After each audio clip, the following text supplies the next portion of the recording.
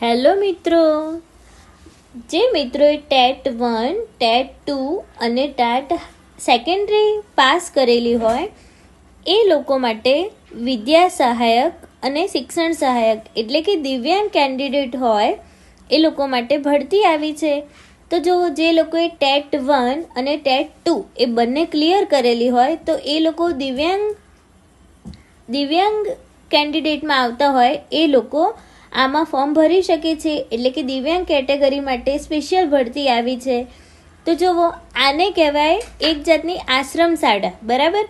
જે વિદ્યા સહાયક એટલે કે ધોરણ 1 થી 8 માટે છે અને શિક્ષણ સહાયક એટલે કે ધોરણ 9 થી 12 માટે છે. પણ અહીંયા 9, 10 અને 1 થી 8 એવી રીતે જગ્યા ખાલી છે. હવે જો અહીંયા એવું છે કે આ જે વિદ્યા સહાયક અને શિક્ષક સહાયક છે એમાં પગાર ધોરણ કંઈક એવી રીતનું છે કે તો જો તમે ધોરણ 1 થી 8માં ભણાવો તો તમારી સેલરી હશે 26,000 અને ધોરણ 9 અને 10માં ભણાવો તો તમારી સેલરી હશે 40,800.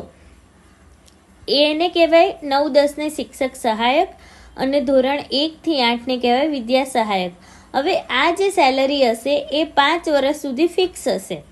5 વર્ષ પછી તમારી જે સેલરી હશે એમાં વધારો જોવા મળશે, બરાબર. અને આ કંઈક એવી રીતની શાળા હોય છે, આશ્રમ શાળા, કે તમારે ત્યાં જ રહેવાનું હોય છે અને જે સ્ટુડન્ટ હોય એ બધાનું ધ્યાન રાખવાનું હોય છે. હવે આની તમામ માહિતી તમારે કઈ રીતે ફોર્મ ભરવું, કઈ રીતે તમારે ડોક્યુમેન્ટ અપલોડ કરવા, કઈ રીતે કેટલી ગુજરાત છે તો ગુજરાતમાં કેટલી જગ્યા, કેટલી સીટો ખાલી છે, એ બધી માહિતી તમને મળશે આના પછીના વિડીયો માટે, બરાબર. તો એ બધી માહિતી તમને આના પછીના નેક્સ્ટ વિડીયોમાં હું સ્ટેપ બાય સ્ટેપ આપી દઈશ. આ ખાલી અત્યારે એવું હતું કે એનો પગાર ધોરણ શું રહેશે, એનો પગાર ક્યારે વધશે, અને આ જે વિદ્યા સહાયક અને શિક્ષક સહાયક છે એ ખાલી દિવ્યાંગ કેન્ડિડેટ માટે જ છે. કારણ કે અમુક લોકોને એવું ક્વેશ્ચન છે કે અમે દિવ્યાંગ નથી પણ અમે ફોર્મ ભરી શકીએ કે ના ભરી શકીએ. તો એના માટે જો તમે દિવ્યાંગમાં આવતા ન હોય તો તમે આના માટે અપ્લાય કરી શકશો નહીં. પણ વિદ્યા સહાયક અને શિક્ષક સહાયકમાં એવી રીતના માહિતી છે કે પહેલાં દિવ્યાંગ લોકોની ભરતી થઈ જાય, એના પછી જો સીટ ખાલી હશે તો નોર્મલ કેન્ડિડેટ માટે ભરતી આવશે.